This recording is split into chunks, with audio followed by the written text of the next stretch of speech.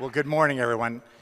I guess the first matter at hand today is to congratulate all of you. That's why we're here. And specifically, you and your families, because as we all know, it's great to have a backup team behind you. But today it's all about you, so congratulations. It's about completing the next leg, or the next step at least, in a lifelong journey. For being recognized today for the completion of a task that you all set out to accomplish. Some a couple of years ago, and maybe for others, it was a little longer than that. Well done, and congratulations.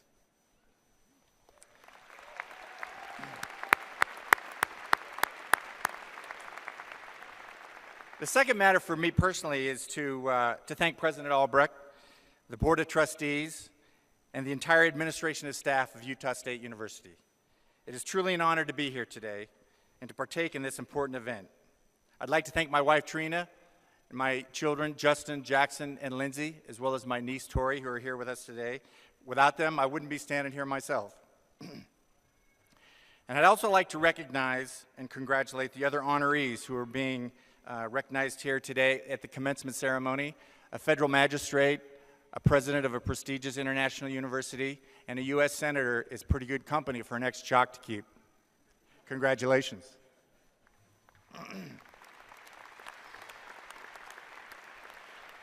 Okay, where should I start? I guess a brief summary of how I got here today. It was the spring of 1976 when I arrived here in Logan as a walk-on football player, hoping to earn a scholarship in new coach Bruce Snyder's football program. I'd come on the advice of my junior college coach, Terry Shea, who had joined Snyder's staff, and thought I might be able to play. It's interesting, all the parallels I have found between sport, business, and life in general. Competitiveness, teamwork, preparation, just to name a few. And it was 35 years ago when I happened to be sitting in the same Spectrum Arena, celebrating my own completion of my degree, a major in marketing and a minor in economics from Utah State. At the time, I was a lot more excited about being done with school than worrying about what was next. The naivety and exuberance of youth certainly served me well at the time. So I celebrated, of course. I took a trip to places I'd never been, to the East Coast. I went to New York City, Washington, D.C., Miami, and down to the Caribbean. It was when I returned home to Oregon, immediately after I returned home, and my dad said, "Okay, now what?" That sound familiar? Well, I really didn't have a specific plan. I knew I wanted to get started on my career. I didn't want to go to grad school. And I love business, and of course, sports. So I applied and was accepted into one of the regional department executive training programs, department store training programs, and when asked what department I was interested in, my reply was obvious: I'll take sporting goods. Not long after that, I ran into a longtime family friend who I'd grown up with. He had run track for the University of Oregon and legendary track coach Bill Bowerman. After graduation, he'd gone to work for this small startup shoe company, started by Bowerman and one of his ex-athletes, Phil Knight. Bowerman was always tinkering with ways to make lighter, better shoes and give his athletes a competitive advantage. And Knight had just finished his MBA at Stanford, writing his thesis on how to manufacture athletic footwear in Asia much more efficiently. So they birthed an idea, they shook hands, and eventually, they named their company. They named it Nike, after the Greek goddess of victory. I had heard of it, and in fact, had even purchased several pairs of shoes while I was in high school and college. He asked me if I'd be interested in the job. But the idea of attaching my fragile career plan to a small company run by a bunch of ex-jocks was something I didn't think was a very good idea. So I said no. We all make mistakes. I focused on my department store job through the holiday season And needless to say, if any of you have ever worked retail at Christmas, you know it's a lot of hard work. I wasn't sure it was going to be a career I was looking for. So I called my friend again to see how he was doing. He was managing a small group of retail stores that the Nike company had opened to get better distribution in some key running markets. It was 1979. He asked me again if I had any interest. There were a couple of assistant store manager jobs open, and he could get me into one of them.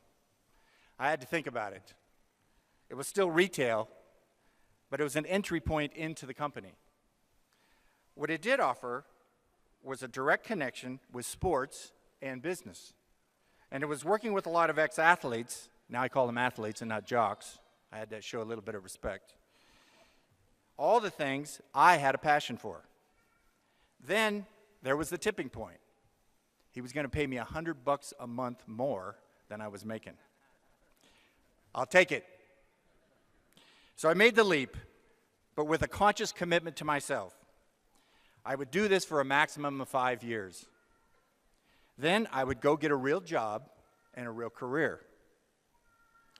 Now I can honestly say, I never had to go get a real job. The career thing worked out okay. 34 years later, I have lived and traveled all over the world, been to every major sporting event there is, met and worked with some of the most smartest and the most creative people on the planet. I've met with presidents, prime ministers, and world leaders, and call some of the greatest athletes of our time close friends. I have a pretty good gig, to say the least. So here I am celebrating with you here today, and I'm truly excited about that. As I thought about how to approach this conversation, many different ways had crossed my mind, but what I landed on was something that has served me well over my career. Let's keep it simple. So what I want to do is I want to ask and attempt to give you some insights on 3 simple questions. First, what do you want to do? Second, what should you do? And third, what I hope you do. Obviously, I don't think they have the same answers. Let's start with what do you want to do?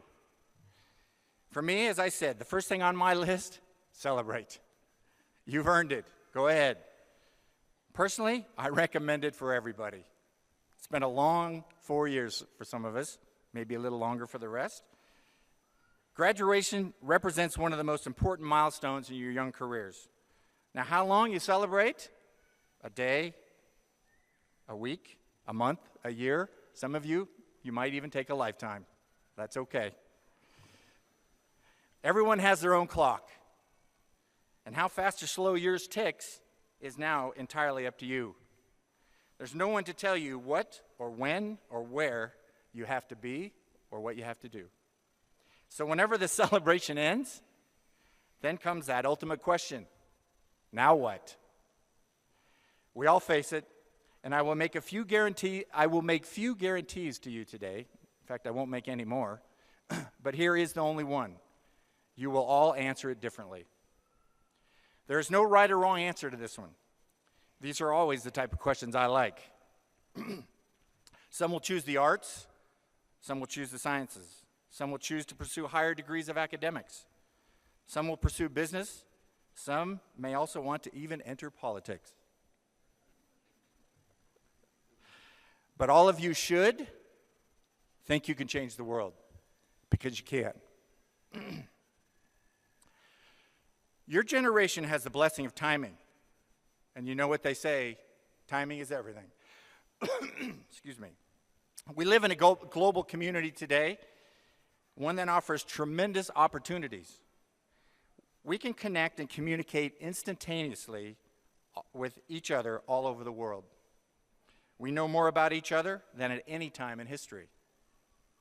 That knowledge can also bring conflict between cultures, religions, even generations. And these will become bigger and bigger issues if we don't all understand that we only have one world. There really isn't anywhere else to go, you know. Life on Earth is our only option, and it's a good one. But we need to adapt and change, environmentally, economically, and even socially, if we're going to keep it viable. Our world needs to evolve, and you are the people who will lead that evolution. Your generation is moving and creating expectations and solutions at an increasingly accelerated speed. Don't let up on that. Get involved, form an opinion, and make a difference. You can, and I would challenge all of you, you must, for all of our sakes. Whatever the pursuit, I can only relate to my own experiences. You may feel like you need to create a master plan, target a final destination, define your expectations. My advice, don't restrict yourself to anything specific, at least not yet. I've been fortunate enough to have traveled from the jungles of Africa to the urban jungles of the world's biggest cities. I have seen hope in the faces of children living in conditions that you would find hard to imagine. I can assure you, the human spirit is alive and well. Find a way to tap into it. You'll learn a lot about yourself. You're smart, smarter than any generation before you. But you're not wise, not yet. Wisdom will come with time, so respect it. Whatever you choose to do, make sure you include some options. Stay open to new ideas and new opportunities. What you want to do, where you want to live, or even how you want to get there. You will never have more freedom than you have right now, so make the best of it. There are several characteristics that I think are critical to achievement. One of the most important is curiosity. It leads to asking the question, why, or even why not? A lot of the most amazing innovations of our time have come out of that one simple question. It's a good one. Some others are listening, learning, and collaboration. I was once at a conference with some of the smartest people in the world, actually a little intimidating, to be honest with you. And someone said to me, remember, there's a lot of really smart people in the world, and most of them don't work for you. A good idea can come from anywhere, and to be a lifetime learner is a great characteristic to develop and to utilize. Okay, let's go to what should you do. Well, my advice, keep your options open, as I've said, and create some guardrails from which you can evaluate these options. When I say guardrails, what I mean is you have to figure it out. What is it that makes you fulfilled? What are your passions? What will make you feel satisfied at the end of the day? If you talk to anyone who has achieved personal success, they will all tell you they have followed their passion. It's critical to success and self-fulfillment. So take some time and figure out what it means to you. It'll help. Expectations. Oh yeah. Always part of the mix. Key point, whose expectations are you trying to fulfill? Your parents, your friends, professors, siblings, significant others, or your own? There's only really one that matters, only one that you have complete control over. Make sure you know how to answer that one first. Then you can deal with all the rest. If you don't, you'll wake up some morning and ask yourself, how did I get here? Now, that's not always a bad thing. I pretty much do it every day. I can't believe how incredibly fortunate I've been. I've stayed at the same company for 34 years. Sometimes I have to stop and ask myself, why? The original plan was to stay a maximum of 5. I've had options along the way, but I realized there were 3 questions I had to be able to answer every time I considered another opportunity, whether it was inside or outside Nike. First, was I confident and prepared to be a success in the new role? Because success breeds opportunity. Second, was it an opportunity that allowed me to continue to learn new things? Because you don't know what you don't know. And finally, was it something I really had a passion for? Because boredom will never allow you to do your best. Beyond that, I didn't have a plan. I felt that if I could answer those questions in a positive way, I'd go ahead and take the role. I considered changing companies along the way, but in the end, Nike always allowed me to answer those questions over the span of my career. I used the term journey earlier. It's an important nuance because I believe that's what we're all on. It's not a sprint, although it's going to feel like one at times. One of the things we all learn over time is patience, not a term I've ever been comfortable with for most of my life, but certainly something I've learned to embrace.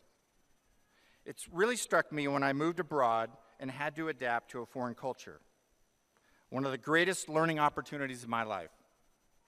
I finally learned there was more than one way to solve a problem, more than one way to create an opportunity, and more than one way to communicate a message. It changed my perspective on almost everything and really created the opportunity and capability to run a multi-billion-dollar global brand and organization. It's a journey. Make sure you set yourself up to enjoy it. For you and your generation, you have more responsibility and opportunity than any generation in history. Now that may sound a bit daunting. It is. Now it's your turn to contribute, to lead, and to find your way. The good news, you're also the most capable generation ever. You're better educated, you have a more global perspective, and you are armed with all the mistakes that have preceded you. I believe we're in good hands, but it's time for you to answer the bell. So that brings us to, what do I hope you do? I hope that you want to change the world. Make it a better place. We can't continue the way we have. We're running out of natural resources. We're altering ecosystems and slowly destroying our planet. Our planet is big, but it's not infinite. It's not about using less. It's about doing things differently. That's where you come in. Look for new ways to create things, new ways to use things, different ways to dispose of things. Our planet has its limits, but limits create opportunities to innovate, to get to a different place. I hope that you lead mankind to a place of respect and understanding. Our world gets smaller every day. It's a world of the 24-hour news feed, a world of transparencies, and a world that societal norms are evolving at lightning speed. Respecting and understanding will be critical to avoid conflict, and that will take leadership and participation. So have an opinion, get involved, you can make a difference. I hope you won't be afraid to fail, that you'll remain curious, and that you'll always ask the question, why or why not? That you'll never be satisfied with the status quo, that you will seek a different path, solution, or direction, that you will always look to make it better. I hope you take care of your mind and your body. We only have one of each, and they're not really transferable. The next generation is the first generation that may see a shorter life expectancy than their parents.